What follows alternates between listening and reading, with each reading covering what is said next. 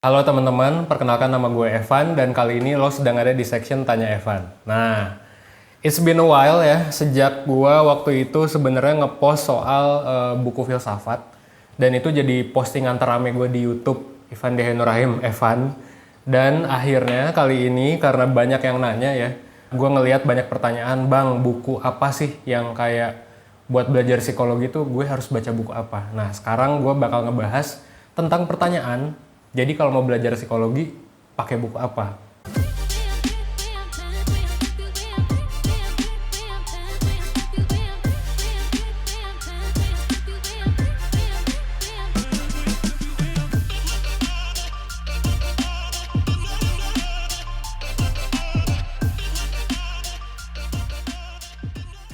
Mungkin gue di sini pengen menunjukkan video ini bukan buat anak psikologi gitu. Kalau anak psikologi mah ya dari kuliah juga bisa gitu kan, udah ada banyak bukunya.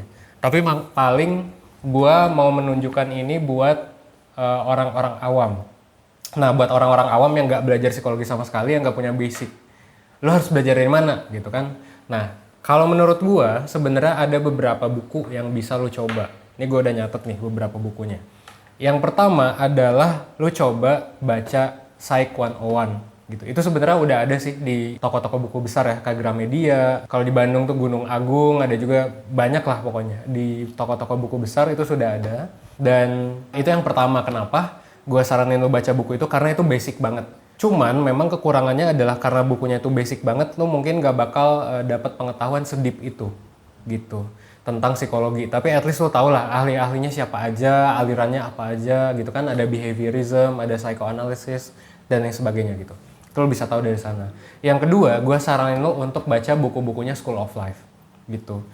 Sebenarnya kan School of Life itu udah nyediain bukunya dari dulu ya, dan sampai sekarang ternyata makin banyak mereka ngejual buku-bukunya, dan itu ngomongin banyak banget soal emotional intelligence dan lain sebagainya. Meskipun perlu disadari keterbatasan dari School of Life adalah semakin dangkal sih menurut gue dibandingkan Psych 101 ya.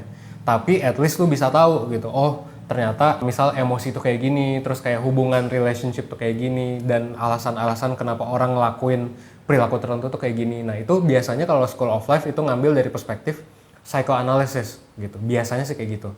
Dari video-videonya gue lihat rasanya ke sana gitu sih. Meskipun mereka nggak jarang bawa juga ke perspektif behaviorism gitu sih. Tapi kebanyakan psychoanalysis sih.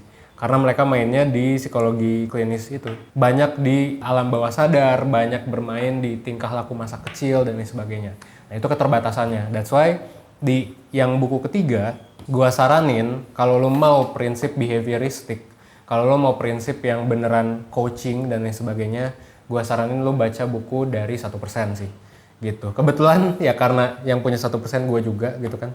Jadi kayak gue mencoba memberikan rasa yang berbeda sih di buku ini, karena emang cukup self development, tapi lo bisa belajar tentang psikologi dari sana juga sih, karena di sana ada worksheetnya, dikasih tahu tentang teorinya dan lain sebagainya gitu. Gitu sih ya. Itu buku yang ketiga. Nah, tapi 1% keterbatasannya adalah kita biasanya nggak bawa ke psychoanalysis. Jadi jarang tuh ngomongin soal alam bawah sadar, ngomongin soal inner child dan lain sebagainya. Kita lebih ngomongin soal behaviornya apa, lu mau kemana gitu. Jadi lebih ke kognitif dan behavioral gitu ya. Nah terus yang terakhir, kalau menurut gua, kalau lu udah beresin semua, gua saranin lu masuk ke buku yang lebih berat. Nah, ada satu buku Holy Grail menurut gua, ini kayak kitab menurut gua ya, kitab psikologi.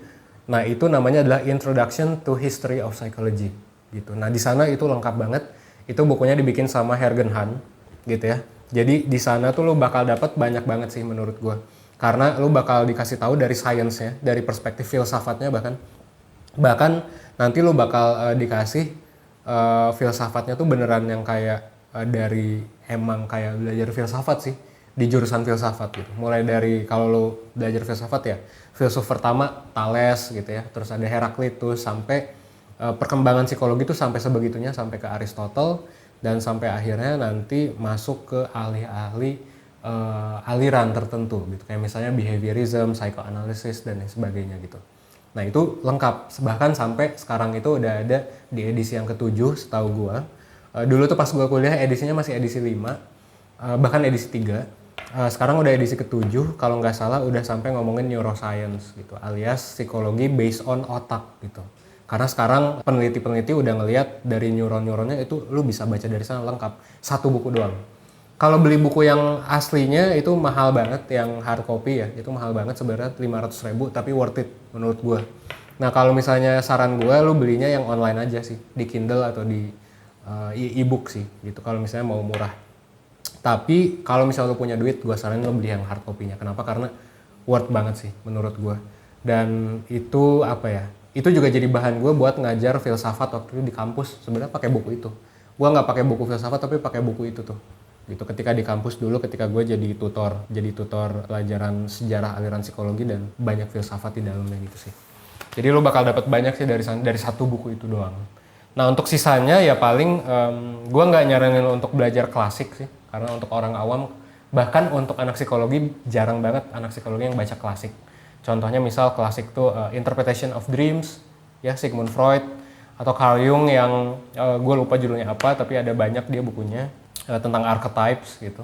Tapi buat lu yang kayak ya pengen tahu lebih lanjut ya saran gue itu sih deep dive ke banyak buku-buku yang klasik atau komentar yang ngomentarin klasik atau yang ngomongin soal kepribadian gitu. Contohnya The Personality Broker itu silakan dibaca aja itu keren banget sih. Ngebahas tentang the dark side of MBTI gitu ya. Paling kayak gitu sih menurut gue ya. Mungkin saran dari gue itu aja. Kalau misalnya lu ada buku rekomendasi lain silakan langsung aja komen di comment section. Dan kalau misalnya lo mau nanya, langsung aja tanya di comment section dengan hashtag tanya Evan sih. Gitu. Nanti gue bakal coba bahas pertanyaan yang menurut gue menarik. Ya lo bisa tanya soal apapun ya, startup, psikologi dan lain sebagainya. Dan akhir kata ya semoga video ini bisa bermanfaat buat lo. Dan gue Evan, see you in the next video.